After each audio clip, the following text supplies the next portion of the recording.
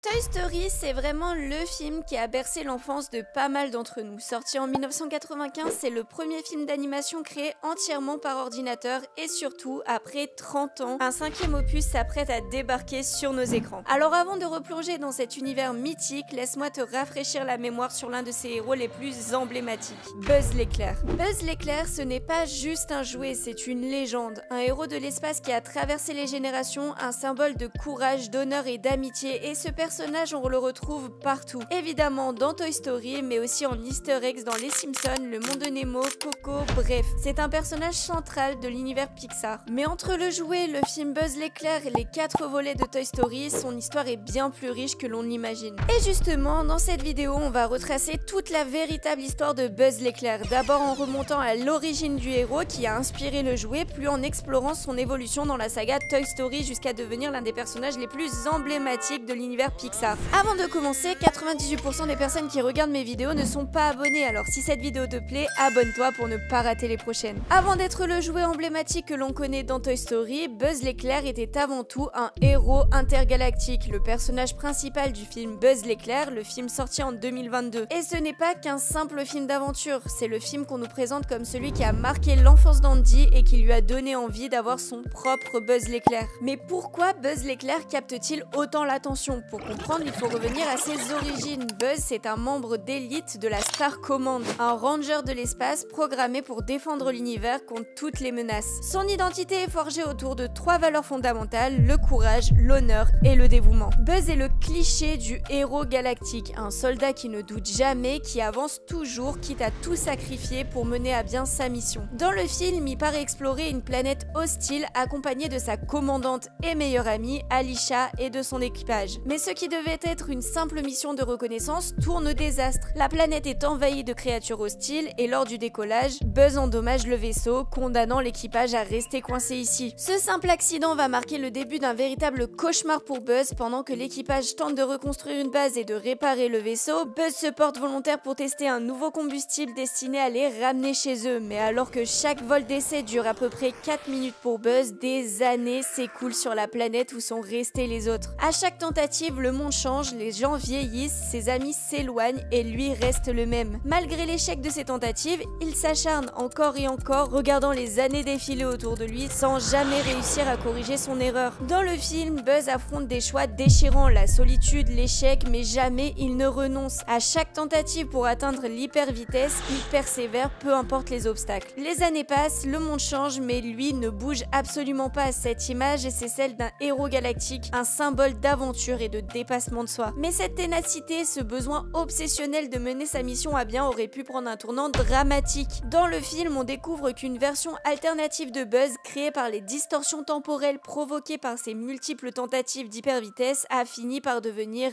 Zurg. Le célèbre ennemi de l'univers de Buzz n'est autre qu'un reflet déformé de lui-même. Une version plus âgée, plus endurcie, qui a perdu toute notion de compassion au profit de l'obsession. Dans cette réalité parallèle, Buzz a continué ses expériences seul, mais ce n'était plus le même Buzz. Les années de solitude, de regrets, de tentatives ratées l'ont transformé en un être froid, déterminé à accomplir sa mission, peu importe le prix. Son plan est radical, revenir dans le passé, empêcher l'atterrissage sur la planète et effacer à jamais l'existence de ceux qui y ont vécu. Pour Zurg, les vies humaines, les histoires construites sur cette planète, les familles qui y sont établies, tout ça n'a plus aucune importance face à son objectif. L'humanité ne devient qu'un obstacle à corriger. Son armure massive et impitoyable symbolise cette déshumanisation, là où Buzz porte son armure comme un emblème de courage et de protection, Zurg l'enfile comme un outil de conquête. Dans un sens, ils ont les mêmes idéaux, mais ceux de Zurg sont complètement déformés par son obsession. Mais le vrai Buzz, celui qu'on connaît, celui qui n'a pas bifurqué du côté obscur, n'est pas prêt à sacrifier des vies pour accomplir sa mission. Pour lui, le courage et l'honneur ne peuvent pas exister sans respect pour la vie. Son but n'est pas de tout contrôler, mais de protéger, et c'est ce qui fait la différence entre les deux. Ce film qui, comme je l'ai dit un peu plus tôt dans l'univers de Toy Story, est le préféré d'Andy, prend tout son sens quand on comprend que le jouet Buzz l'éclair est directement inspiré de ce héros de l'espace. Dans le premier Toy Story, Andy se voit offrir un jouet Buzz l'éclair pour son anniversaire, le jour de ses 8 ans, et ce Buzz, il va alors complètement bouleverser la vie du cow-boy qu'on connaît bien, Woody, le jouet préféré d'Andy depuis de nombreuses années. Woody qui est un jouet simple, un peu ancien, sans réelle technologie à part un mécanisme qui le fait parler,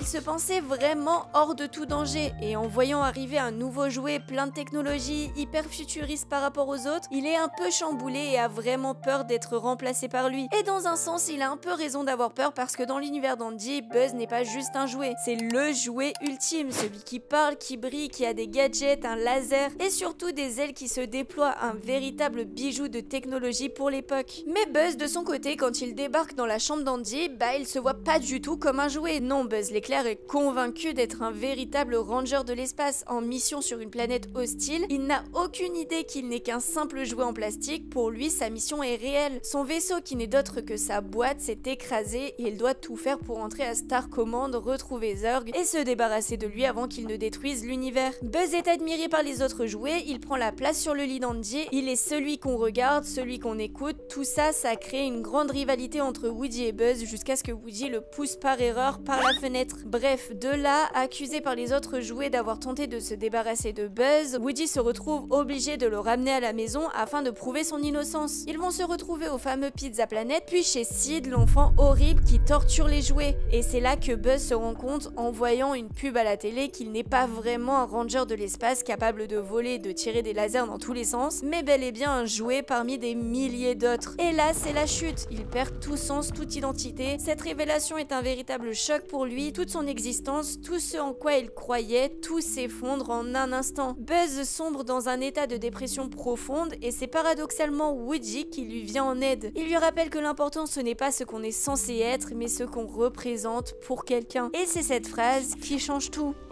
Une petite minute. Moi, je trouve qu'un jouet, c'est beaucoup plus qu'un ranger de l'espace. De là, ils parviennent à s'échapper de la maison de Sid en le traumatisant un petit peu au passage et ils deviennent de vrais amis. Dans Toy Story 2, la situation s'inverse. Cette fois, c'est Woody qui doute de sa place. Il découvre qu'il est une pièce de collection très recherchée et qu'il pourrait vivre dans un musée admiré pour toujours. Buzz, lui, est désormais bien plus à l'aise avec qui il est. Il ne doute plus. Il a intégré son rôle et mieux encore, il devient un véritable leader pour les autres jouets. En gros, dans le film, Woody se fait voler par un gars appelé Hal, propriétaire de la ferme aux jouets, qui veut le revendre, lui et toute la collection de jouets Cowboy, qui est censé l'accompagner avec Jessie, Pile-Poil et le chasseur d'or. Lorsqu'il part sauver Woody au magasin de jouets, Buzz tombe sur une armée de copies de lui-même. Il rencontre un autre Buzz, une version identique à lui-même, mais qui pense encore être un véritable ranger de l'espace. C'est là qu'on voit que Buzz a bien changé depuis le premier film. C'est une scène à la fois drôle et touchante parce qu'il renvoie directement à son propre passé. Il voit en direct ce qu'il était et il réalise à quel point il a grandi. Il a fait du chemin, il sait maintenant que son rôle ce n'est pas d'être un héros intergalactif, mais le héros d'Andy et le pilier de son groupe d'amis. C'est dans ce même magasin que Buzz se retrouve d'ailleurs face à Zurg qui, dans une référence à Star Wars, lui dit « Non, Buzz, je suis ton père. » Au final, Buzz réussit à libérer Woody, accompagné de Jessie et Pile-Poil. Le chasseur d'or, lui, qui était au final pas si gentil que ça, se retrouve malgré lui dans le sac d'une petite fille. Le sauvetage est périlleux, mais Buzz montre encore une fois une nouvelle facette de lui-même. Un héros capable de risquer sa propre vie pour ceux qu'il aime. Il ne s'agit plus seulement de suivre un code de ranger, mais de faire ce qui est juste, même si cela signifie défier l'impossible. Le personnage prend une toute autre tournure, il devient vraiment central à l'histoire. C'est d'ailleurs lui qui raisonne Woody en lui disant qu'il ne sert à rien d'être un objet de collection si ça implique de ne plus jamais recevoir d'amour et que rien n'est plus important que l'amitié, peu importe qui tu es. Dans Toy Story 3, qui est probablement le film le plus intense émotionnellement de la saga, Andy a grandi. Il part à l'université alors qu'il veut ranger ses jouets au grenier et emmener seulement Woody avec lui. Buzz, Jessie, Rex et les autres finissent par erreur non pas au grenier mais dans un sac poubelle. Après un sauvetage miraculeux, ils atterrissent à Sunnyside, une garderie qui semble au premier abord être le paradis des jouets. Dans ce film-là, les jouets doivent affronter leur plus grande peur, celle d'être oubliés, posés dans un coin et abandonnés. Pour Woody, c'est une véritable déchirure. Il n'imagine absolument pas un monde sans Andy, mais pour Buzz, l'espoir persiste. Même si Andy n'est plus là, il est convaincu qu'un nouveau chapitre peut s'écrire. Sunnyside représente cette promesse, cet idéal où les jouets ne manquent jamais d'attention, où les enfants se succèdent, garantissant un cycle de jeu sans fin. Mais l'apparence est trompeuse parce que Sunnyside, en fait, c'est davantage une prison géante pour jouer contrôlée par un gros ours en peluche rose nommé Lotso. Dès leur arrivée, Buzz incarne le rôle du protecteur, fidèle à son caractère de ranger de l'espace. Son sens de l'honneur et de la justice le pousse à défendre ses compagnons même face à l'inconnu. Mais cette loyauté devient son talon d'Achille lorsqu'il est capturé et réinitialisé par Lotso,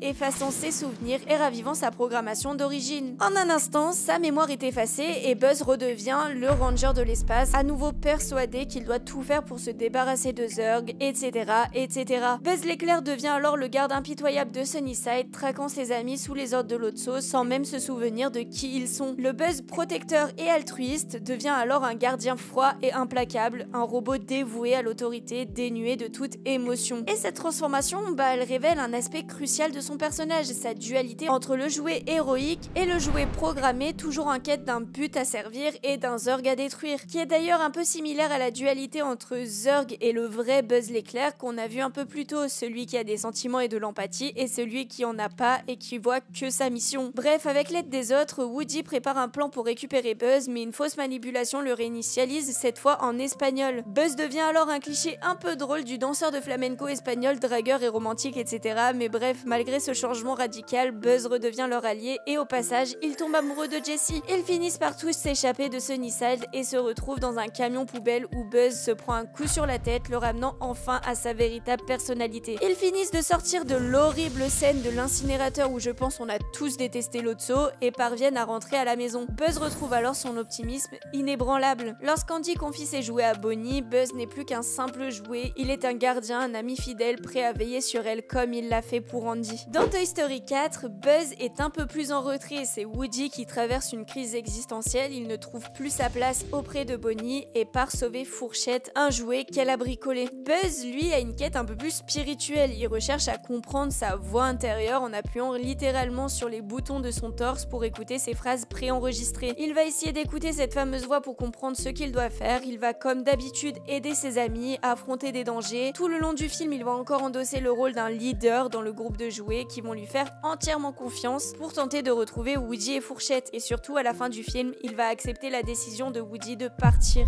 Buzz, le soldat, le fidèle compagnon, le héros de toujours, accepte que son meilleur ami parte et il ne le retient pas. Il ne tente pas de le raisonner, il comprend que Woody a lui aussi une autre mission ailleurs. Et pour un personnage qui au départ pensait être en mission pour sauver la galaxie, c'est une preuve immense de son changement. À travers les années, Buzz n'a cessé d'évoluer, gagnant en profondeur et en maturité, de l'arrogant ranger de l'espace persuadé d'être un véritable héros galactique dans le premier Toy Story au leader courageux prêt à risquer sa vie pour sauver Woody. Buzz s'est imposé comme un modèle de loyauté et de bravoure. Et d'ailleurs, dans le dernier film, c'est lui qui pousse Woody à écouter sa propre voix intérieure, prouvant qu'il n'est définitivement plus le Buzz programmé à être un ranger de l'espace, mais qu'il a lui aussi compris qu'il était important de suivre ses émotions. Et l'histoire de Buzz, elle n'est pas terminée parce que Toy Story 5 est annoncé pour juin 2026. Et d'après les premières informations, ce nouveau film abordera un thème très actuel, l'omniprésence des écrans dans la vie des enfants. Sur le premier visuel, on voit Bonnie cachée sous sa couette avec ce qui ressemble à une tablette pendant que ses jouets attendent tristement à côté. Au final, on peut presque penser à un parallèle, alors que dans le 1, Woody, un jouet tout simple, avait peur d'être remplacé par Buzz, un jouet plein de technologie.